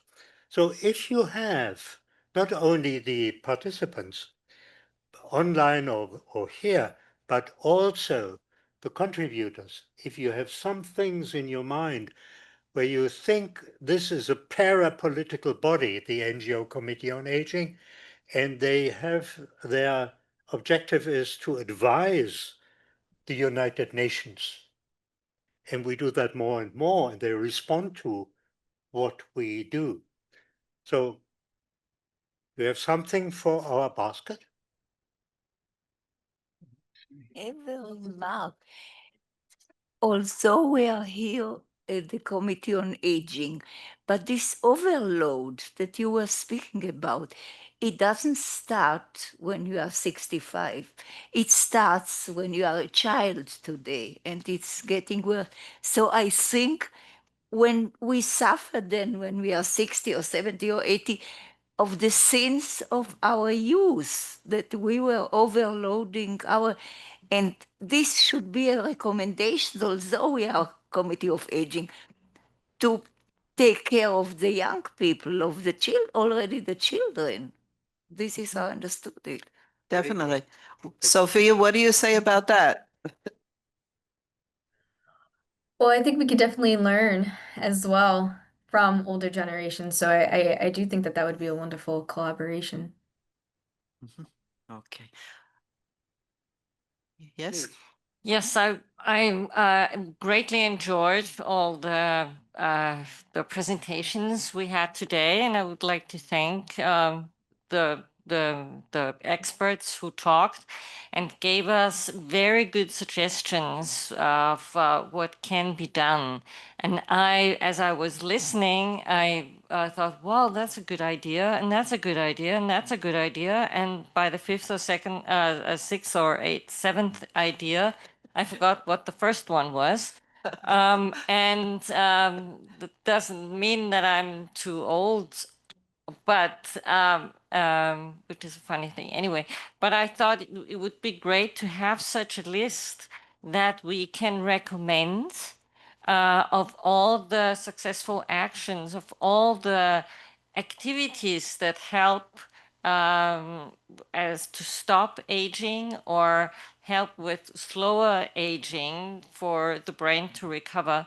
And from there, PR campaigns can be done, promotional activities that the ministry in Austria or in other countries can do something with. But it would start with a list from many different expertises and a cumulative list. Yeah, I think that would be a good thing to promote or put the emphasis on promotion, because it's the simple things that make a big impact, although understanding the science behind it is very important as well.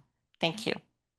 Thank you very much. We have already agreed that we would work on the manual, which picks up from all the elements which we have heard about, so that that this manual would be a compendium of recommendations. In fact, it would put them together in a bunch of flowers, so to say. But that we will certainly do as an extra work of the committee, and we will publish that. And together with recommendations, start early with that, not start too late. And make sure that young people, as Sophia told us, are aware of what is ahead. What are the difficulties, sometimes problems, which are connected to aging of the brain, of the physical appearance, etc., but you can stop it, etc. Now, I would like to give the floor to you, because you are already eager to share something with us. Ian, would you be interested in collaborating with us on further on what Dirk just said? By all means, by all means. Okay. And we can ask Sandy Thank you very also, much. and Thank you. we can ask Alana also from her. Sure. I don't want to keep her within the room. I want everyone to be involved. Sure. Okay. Thank you, Dirk. I believe there are tangible solutions that can be implemented, and you're absolutely right. It has to start early. Sandy told us today that we peak cognitively in mid to late 20s, and we need to focus later on slowing the rate of decline. But the work on raising it up to our peak level happens early in life. So while it's never too late, there are interventions that we could implement. We know we've done it before for cardiovascular health. Every school curriculum teaches children how to eat, how to take care of their bodies. There's a physical education element, but there is no lessons, no classes, no information on how to preserve brain health and build cognitive capacity. In fact, I think it's going the opposite way. Use devices, store information on computers, outsource your thinking and reasoning to electronics. And I do believe, and the research shows that we presented earlier today as well, that those things do have a measurable impact on overall cognitive performance. So I think that there are things that the governments and organizations like the UN can do to tangibly change that state of affairs. Yeah. I've heard that. Yeah, thank you. Thank you very much, Yeah, Maciej. We will certainly keep that in our minds. And I look forward to a joyful cooperation with you and the other contributors that will create a lot of satisfaction in myself. I would like to say at that point in time, even though we have other interventions from online, please don't hesitate if you have an after idea. When you are back home and you relax and you say, oh, all these things which I've heard, but I have a brilliant idea. I would like to share that with the NGO Committee on Aging. Please send us some text. Please communicate with us and we will respond to it. That is interactive acting, so to say. We give you something and you give us something back. And that we will use and make something out of it. Now to the other ones. No, I just heard that we have people online who would like to say something. Do you do it, Renata? Do you put them in? One question I read in the chat. Does good health of brain make us live longer? It's a very simple question. Can you use your microphone? Oh, sorry. Okay. Does good health of brain, does it make us live longer? Does it prolong our life? If the good health of brain makes us live longer. This is a question from a chat from Mrs. Kanye. The answer is yes. The answer is yes.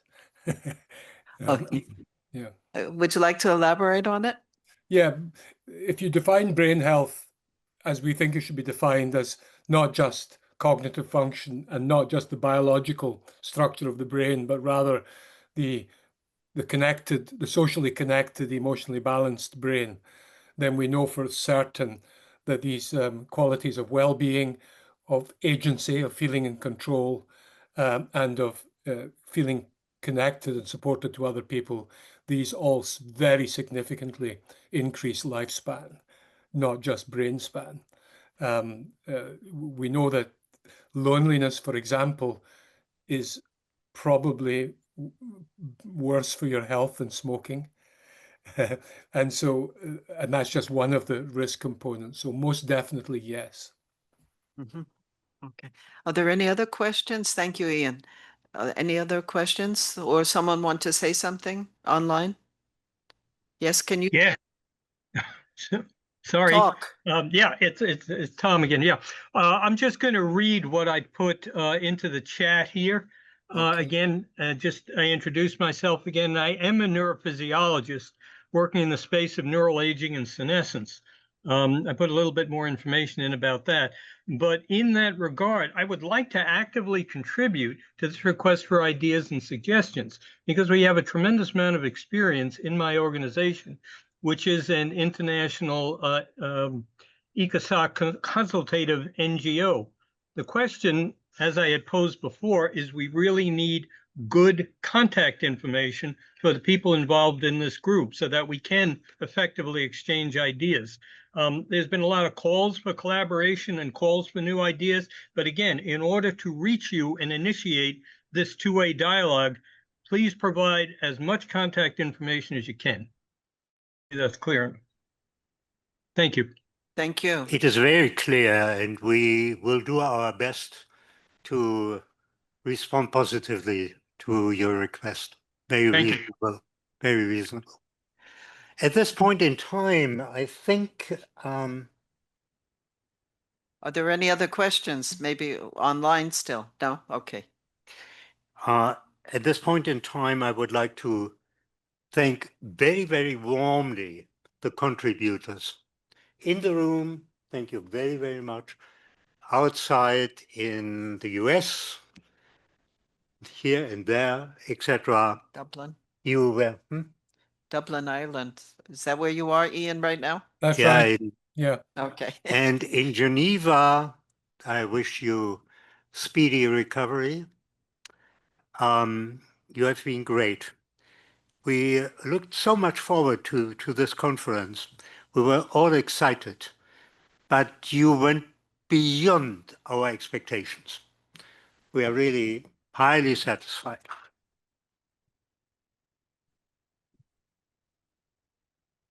I would also like to thank very warmly Jackie, excellent moderator.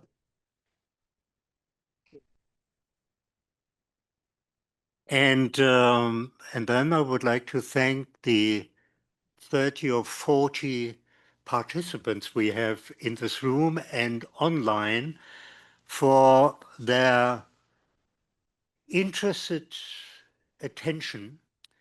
And I look forward to further cooperation with you, because we have all a brain and we can exchange from brain to brain and create added value in understanding. Thank you in advance for what you will do. And my last thanks go to the technician. That young man, I met long before we started, and I was impressed by his readiness to serve, to make things as smooth as possible. Do you still have something on your mind which I can resolve, etc.? He was absolutely great. Thank you very, very much.